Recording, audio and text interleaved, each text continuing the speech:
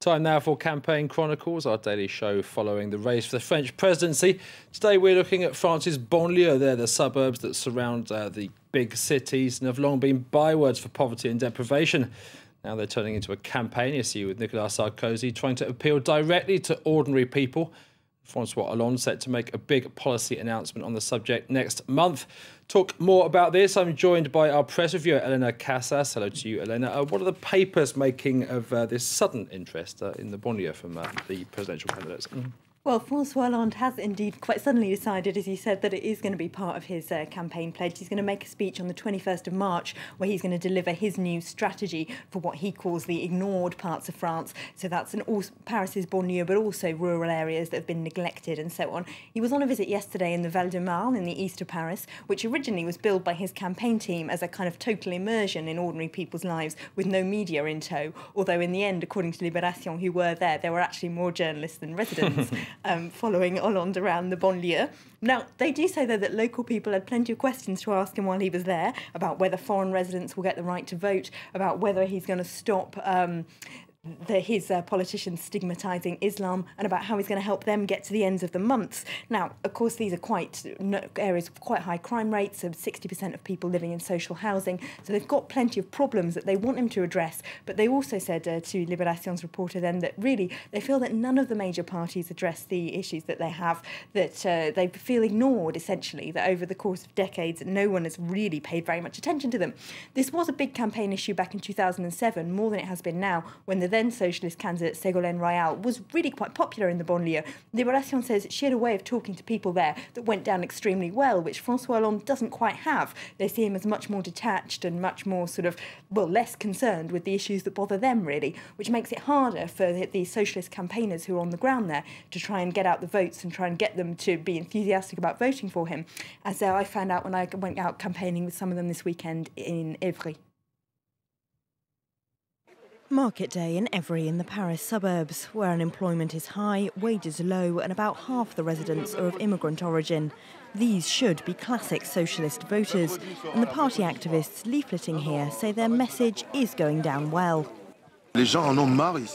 Here, people are fed up. You want a government that talks about change, that talks about people's daily lives. The real suffering in these areas, the fragility of households, the struggles people have to get to the end of the month. From voters here, the same words keep coming up. They want change.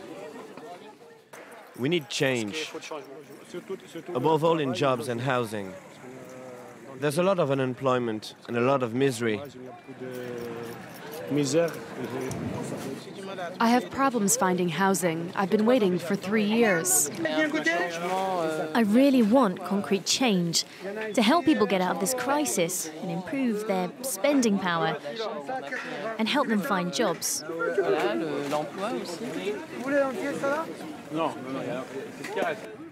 That doesn't mean the socialists are guaranteed their votes. People here feel the party has long taken them for granted.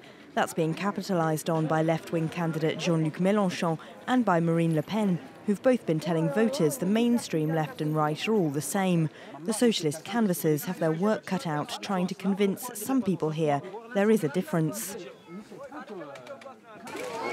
On the evening news, the worst attacks on Islam come from the right. They started it, but the left is just as bad. The left doesn't do that. The left criticizes ideas that divide people and stigmatize Islam. Well, you say that, but it all sounds the same to me, just in different words. This widespread attitude is good news for Mélenchon, but what really worries Socialist Deputy Mayor Pacome Adjourouvi is that voters won't go to the polls at all. We campaign here, knocking on people's door to tell them don't abstain. Abstaining suits Sarkozy and Marine Le Pen. That's the socialists' big fear, the spectre of 2002. If they can't count on enough of these voters, Hollande could be knocked out in the first round. OK, Lenny, you mentioned in your report there that Jean-Luc Mélenchon, the hard-left candidate, if you like, is also looking to pick up votes in this banlieue. Has he really got any more hope than François Hollande?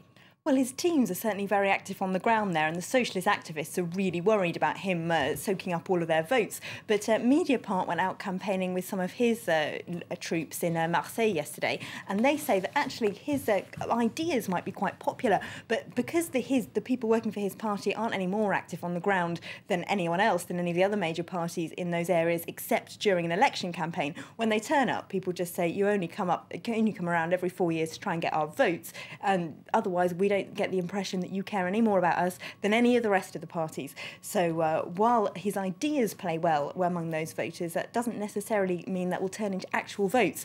Their conclusion in that report is essentially that those people are pretty unlikely to vote at all. OK, Linda, thanks very much for that roundup of the French presidential campaign. That's it for Campaign Chronicles. Do stay with us here on France 24.